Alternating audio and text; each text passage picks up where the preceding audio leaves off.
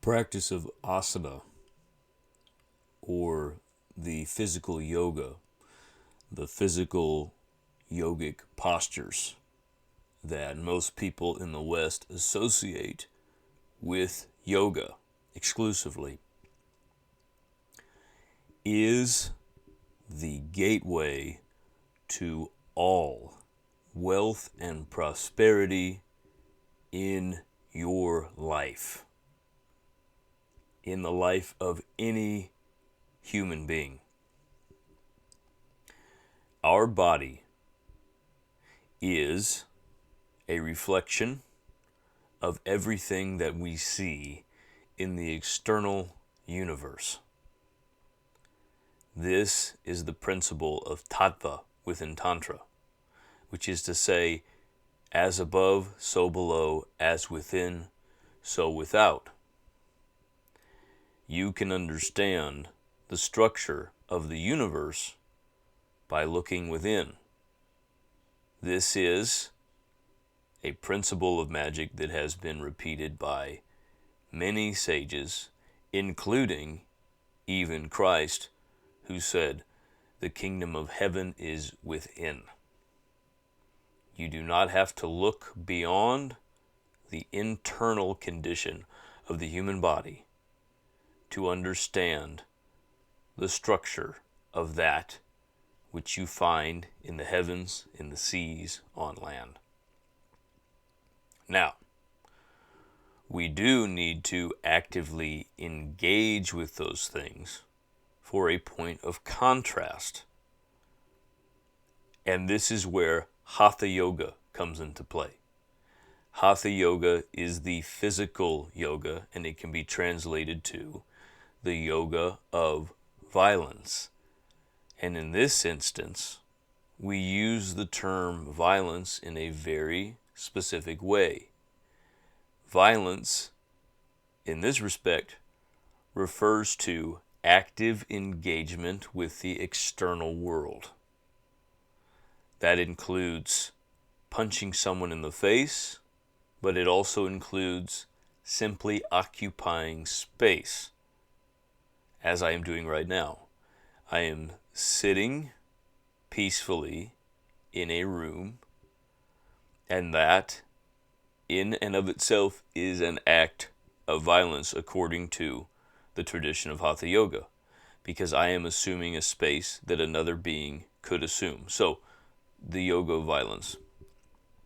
Now, violence can be applied to oppress, and it can be applied to liberate.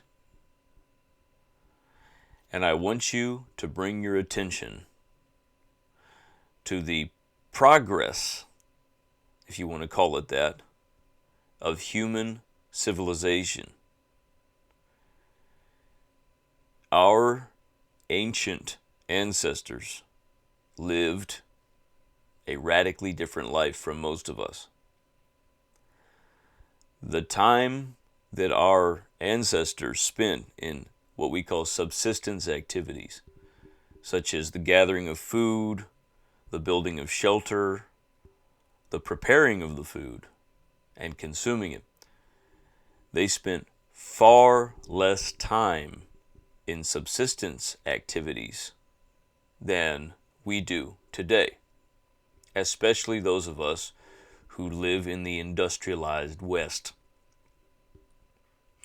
Our ancestors rose with the sun, they fell with the sun. They moved with the rhythm of the natural world. And in the leisure time, and they had a lot more leisure time than you do, likely. In the leisure time that they had, they would engage in physical activities, spiritual activities, intellectual activities, artistic expression, that made them intimately aware of the structure of their internal body, their being, as it relates to the external world. This is why the religious practices that developed into the first recorded mythologies of ancient man were so in tune not only with the natural world of this planet, of this plane of Earth, but also the movement of celestial bodies in the heavens. It was very beneficial for ancient man to develop such a sophisticated understanding of the relationship between the function of their body and the function of the external environment. This is in fact what allowed certain members of the tribe, of the community, to elevate themselves above other members of the community. And this is where you have the birth of hierarchy. Artificial hierarchy, not the natural hierarchy that develops organically without higher awareness. I mean the establishment of formal institutional hierarchy, which we might call government, we might call the church, some kind of institutional structure for the organization of society. So at this time, you had certain individuals who fashioned themselves as magicians, occultists, those engaged with the esoteric. And it is these individuals who codified, who formalized the first practices that we call yoga or tantra or the mystery cults or Sather or all of these other titles that we give to these magical practices.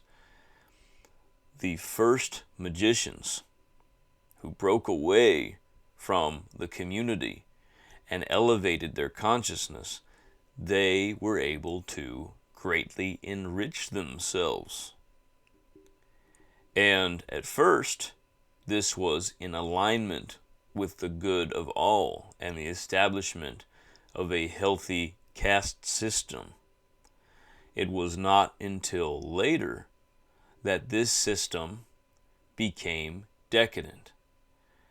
And those on the top of the pyramid began to slowly but surely, in a very progressive way, strip humanity of its access to leisure time.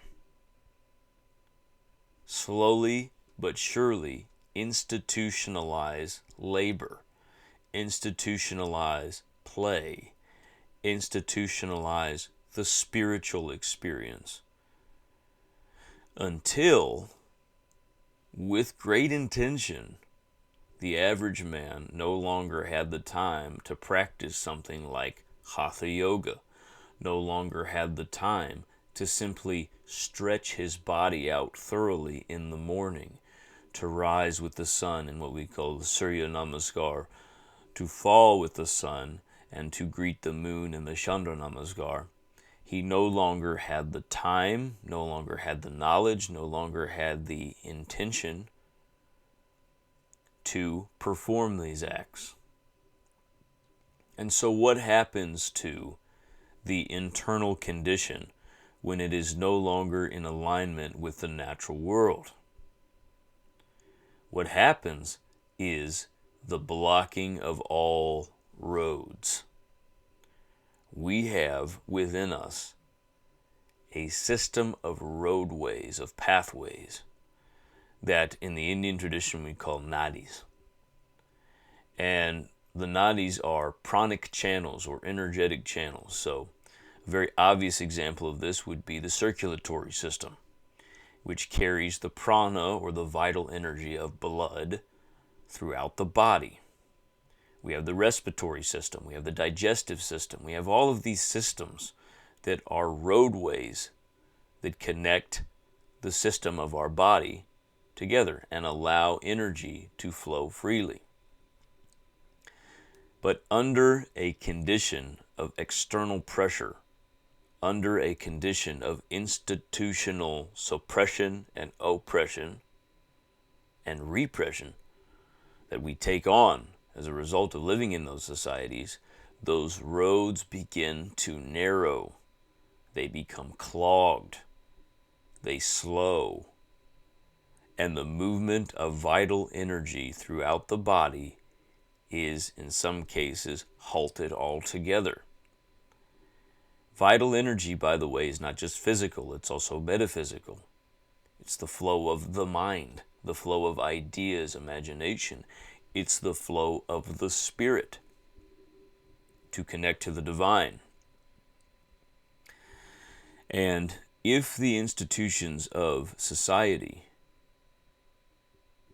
increasingly make it more difficult to perform daily yogic exercises, if they take away your leisure time, if they make you work more hours to receive less than your parents and your grandparents, this is done with intention, or at least it was in the past, and now it is rooted into the culture itself. And why would it be this way? Because the magicians, the occultists, the esoteric practitioners who are on the top of that pyramid, or the magicians that inform those on the top of the pyramid, the court magicians, are keeping you in a state where you are slave and they are master. Master morality for the few, slave morality for the many. And this is now so ingrained in the human experience, this idea of master and servant, that it seems to be the only way things have ever been and the only way that they could be. But this is not true. There was a time when all men were masters of their own destiny. And there have been times throughout history where this idea was striven for again. For example, in the United States of America. Whether or not you really believe that this was the intention of the founders of the United States of America, the idea is that this is a nation where we should be able to all exist as masters of our own destiny. We should all exist with communal brotherhood and sisterhood, working towards the free betterment of one another and ourselves. But more often than not, we do not find that condition. And why? Because most men and women and children don't have the time or the resources, or they're convinced that they don't have the time or the resources to be able to know the self, to know the physical body first. And you cannot know the divine without first knowing nature. You cannot nurture a condition of prosperity and wealth without connecting directly with the natural world. And that's what I teach. That's what I do. That's what I try to help people towards in whatever way I can. Some people on a very close one-to-one basis, and others through my talks. But I am trying to, with the best application of my power, make all men masters of their own destiny, masters of their own fate, and make them aware of how magic, the occult, the esoteric world has been used to keep them restricted, to keep their roads closed. All trade, all wealth flows through highways, roadways, the Silk Road. So you have to keep those paths open within so that they can open without. One of the most important postures within the tradition of Hatha Yoga and Asana is Shavasana, or the corpse posture. And it's very simple. All you have to do is lay on your back and relax, release all tension. But even though it is simple in design, it is very difficult in execution because most people cannot rest, truly rest. When you practice asana, make yourself aware of the external pressures. Make yourself aware of the oppression the suppression, the repression that you are experiencing. Try to find the rhythm of nature and allow yourself to flow with it. Abandon all external time pressure. When you do this, you relax, you release, and you open the roadways that are otherwise closed to you. You become aware of the structure of the self. And when you become aware of the structure of the self, you realize what kind of an animalistic reactive condition you have been placed within by external forces, and by taking on those external forces, internalizing them. When you have this awareness, then you can begin to find the Father, Shiva, transcendence. You can ascend, and through that ascension, you can learn to clear all barriers, all attachments to your own divine nature.